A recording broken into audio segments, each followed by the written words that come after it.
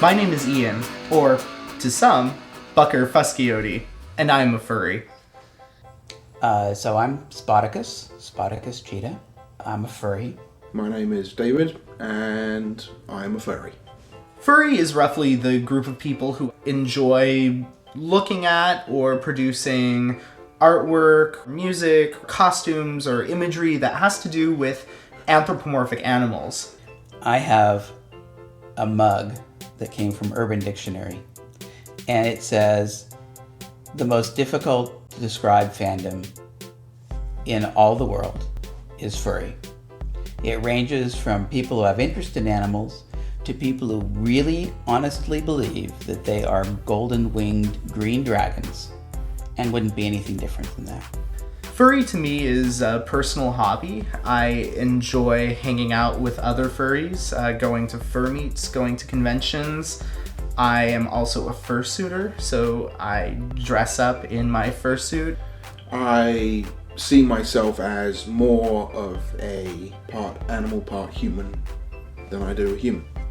But for some people it is an interest. For some people it is an attraction to the art alone.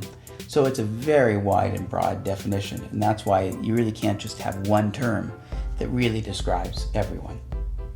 My fursona is a husky-coyote hybrid, and I chose the fursona because I feel like I'm playful and friendly like a husky, and I'm also clever and I like to sing like a coyote. I was very much a loner, very much a lone wolf. Always did my own thing, went my own way, and yet I do like to be the leader of a pack. I don't know why, but I've always had an attraction to cats. Even as a small child, dogs weren't that interesting, but cats were always interesting. They were soft and they were fluffy. They were self-sufficient. They were cleaner than dogs. You didn't have to clean up after them. I don't have a doubt that I'm human.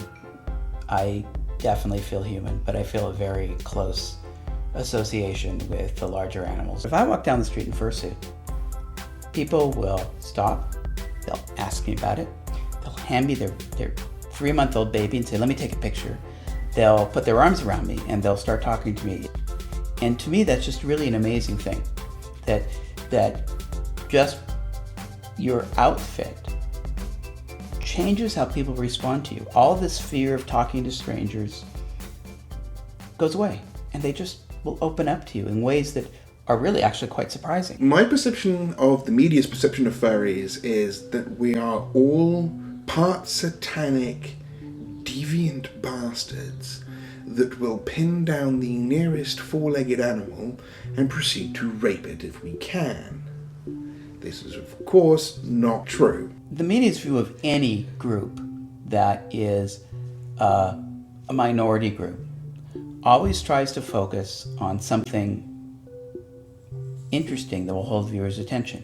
And the easiest thing to generate is sensationalism. In this vein, they try to find people who are on the fringe of fandom, interview them, and broadcast their outrageous comments.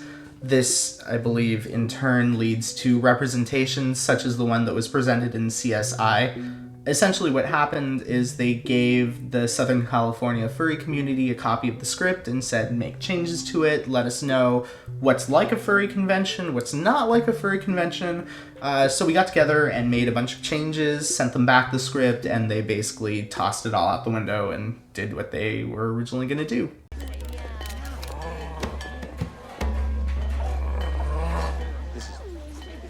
I think I'm having Hunter Thompson's flashbacks. This is weirding me out.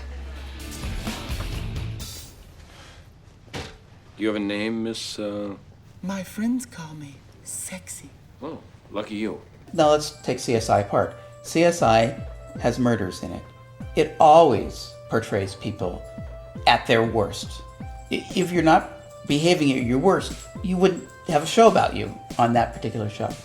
And so that sort of perception, I think, was people's first introduction to it. My mother-in-law said, that's real? I mean, I thought it was made up. So many people think that the furry fandom is a really weird place with a lot of really weird people. But in reality, it's no different than any other sort of fan group. furries are not as comfortable in front of the media, in part because of some bad press that they had in the past. And so rather than come out and say, here we are, look at us, I think most of them retire and go away. If you post that you're going to be doing an interview with furs, there are many furs who actually run the other direction. So in the end, I think part of it is the media, that they're looking for something really interesting, exciting. But part of it is first, that they haven't stood up. They haven't stood up and showed what it means for them. I mean, you don't see many interviews where people are talking about, like this, what it means to them. And to me, that's the whole core. That's the whole core, is how much that awareness of this community personally has changed my life, and how it's changed the life of people I know who are part of it. It's a big deal for me. And so to be able to get that message out, I think is important.